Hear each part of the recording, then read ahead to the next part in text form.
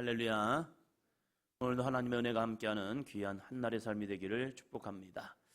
전도서 3장입니다.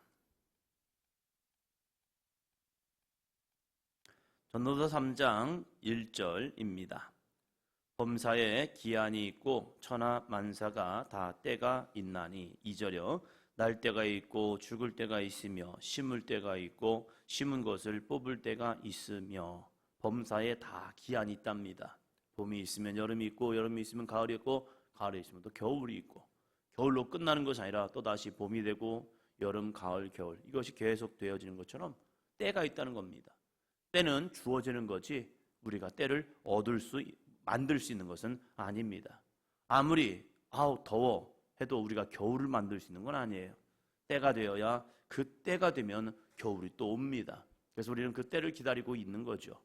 하나님이 하실 일과 우리가 해야 할 일은 있습니다.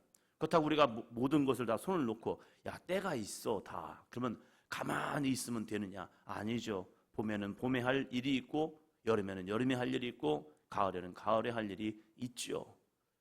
하나님의 때가 있지만 하나님은 그 때를 통해서 우리가 무엇인가를 순종하기 원하고 이루기를 원하고 계시다는 사실입니다. 그래서 우리가 어떻게 살아가야 합니까? 11절입니다. 하나님이 모든 것을 지으시되 때를 따라 아름답게 하셨고 또 사람들에게는 영원을 사모하는 마음을 주셨느니라. 그러나 하나님이 하시는 일의 시종을 사람으로 측량할 수 없게 하셨도다. 아멘. 하나님이 모든 것을 지으시되 때를 따라 아름답게 하셨다는 사실, 하나님은 선하시다는 사실이에요. 내가 볼 때는 더워 죽겠네 라고 얘기하지만 더위가 필요하죠.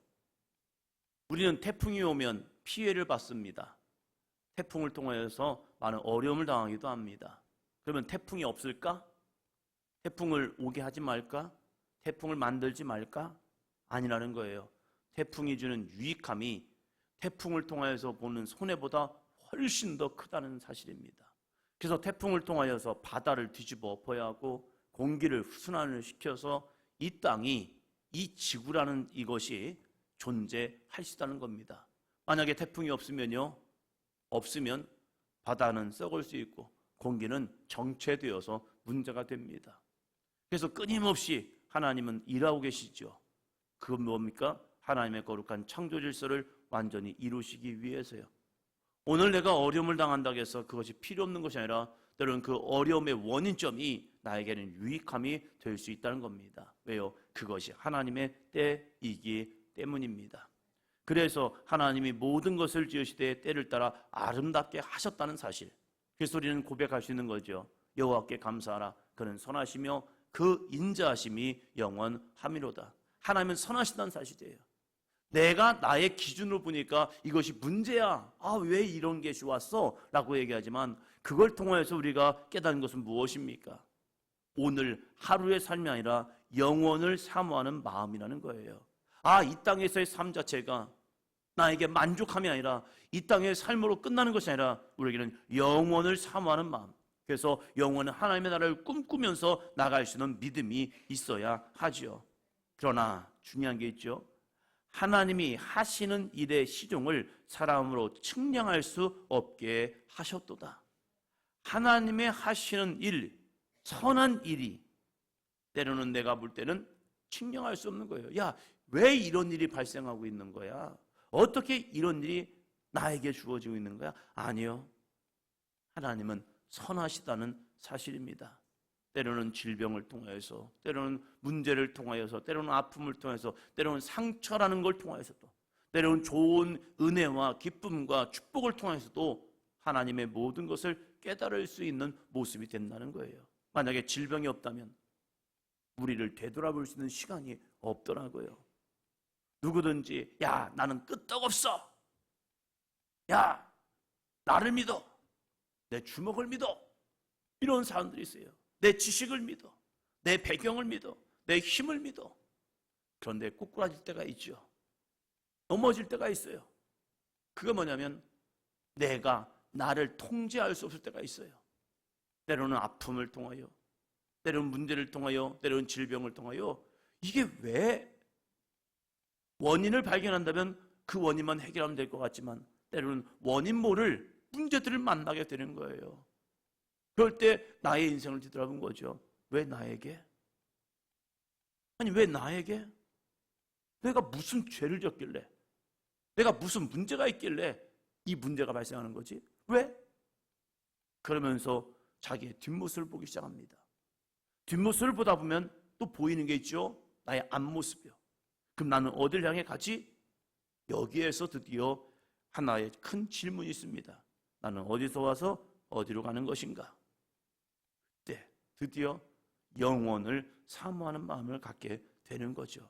아, 인생이 그런 거구나. 그래서 전도자도 끊임없이 얘기하는 게 무엇입니까? 인생의 헛된 점.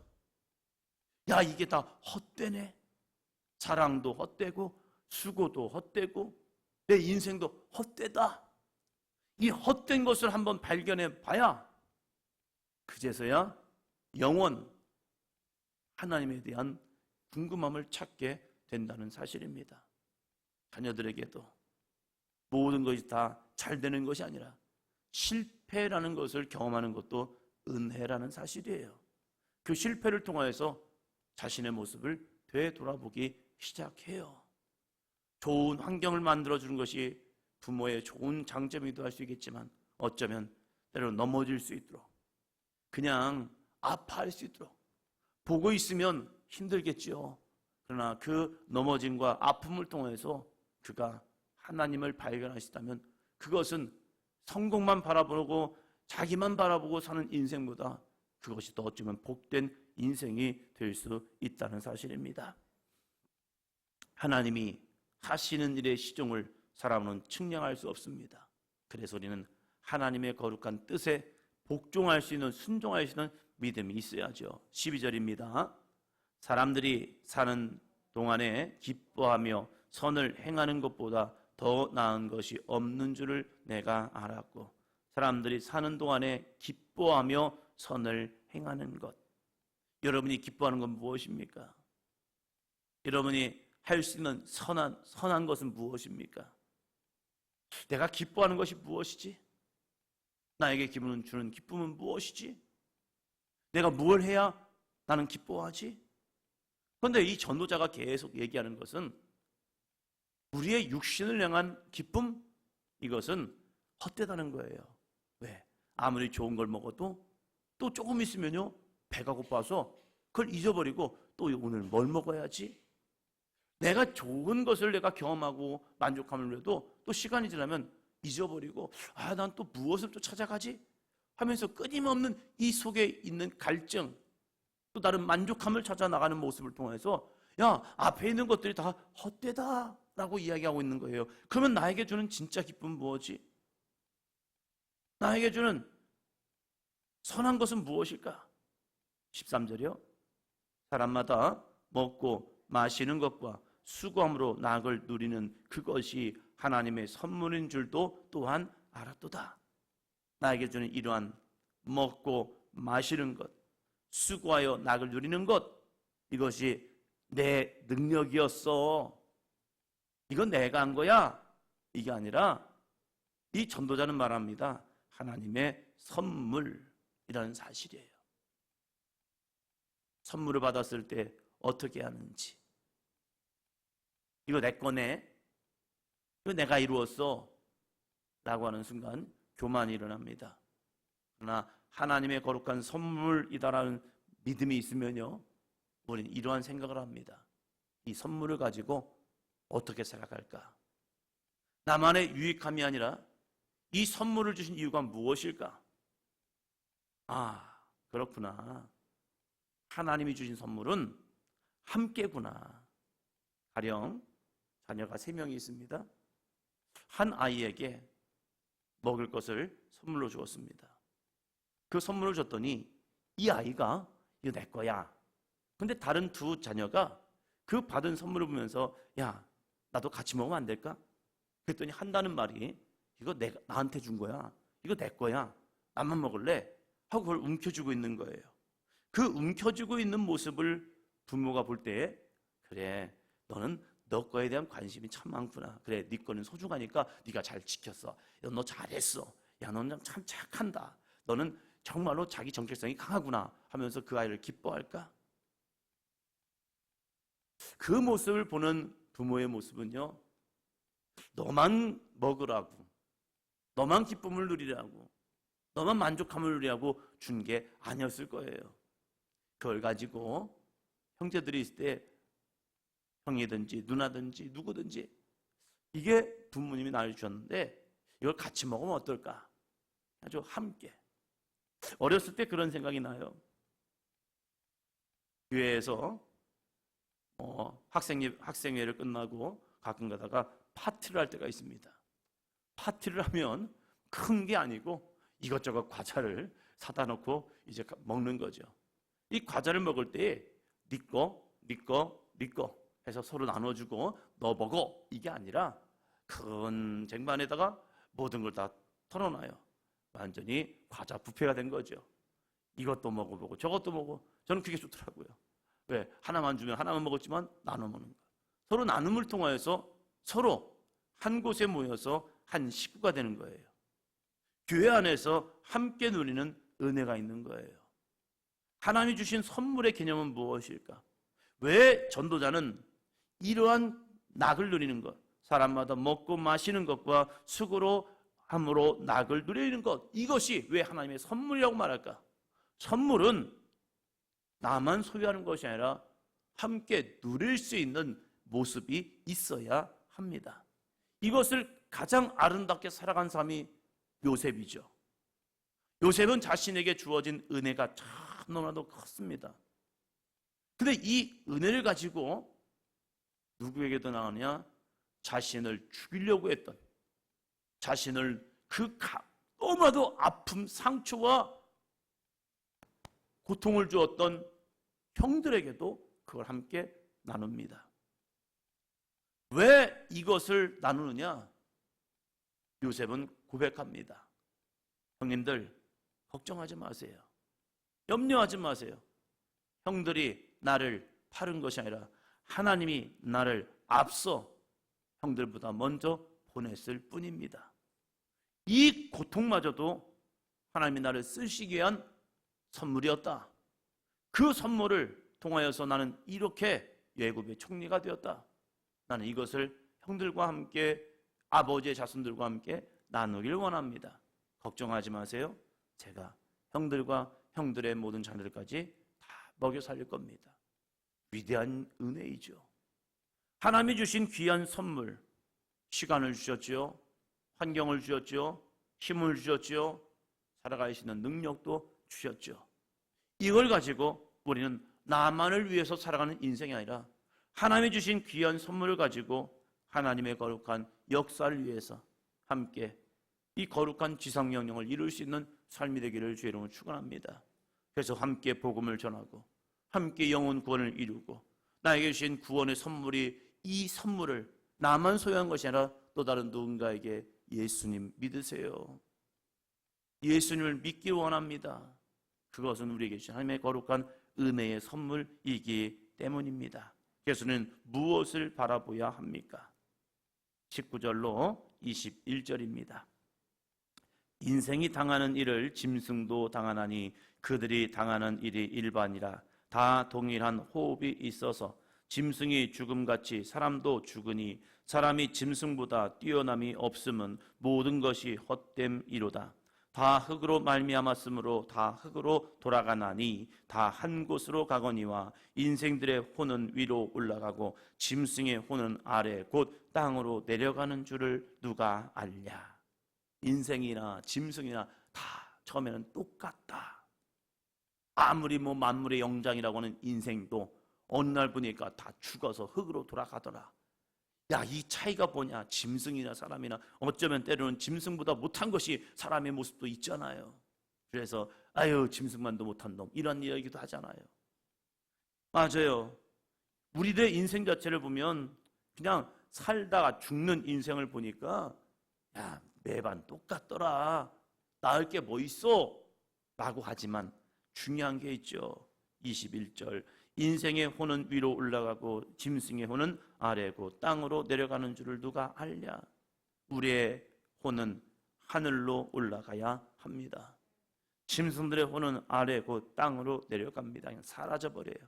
그러나 우리의 영은 하나님 나라로 올라가야 합니다. 그래서 똑바로 살아야죠. 믿음 안에서 살아가야 하지요. 짐승같이 인생이 끝나면 지옥 멸망가지만 우리가 거룩한 하나님의 성품을 회복하고 죄에서 자유함을 얻고 주님과 함께 동행하고 성령의 능력 가운데 우리가 살아갈 때에, 하나님의 영광을 위해 살아갈 때에 우리의 인생, 우리의 혼은 위로 올라가는 믿음의 삶이 되어야 할 줄로 믿습니다. 바람을 잡는 인생 되지 말고 헛된 것을 붙잡는 인생 되는 것이 아니라 오로지 하나님의 거룩한 은혜를 바라보며 살아갈 수 있는 삶이 되기를 주의 이름으로 축원합니다. 그래서 우리가 정말로 기뻐야 할 일, 5장 1절입니다. 5장 1절.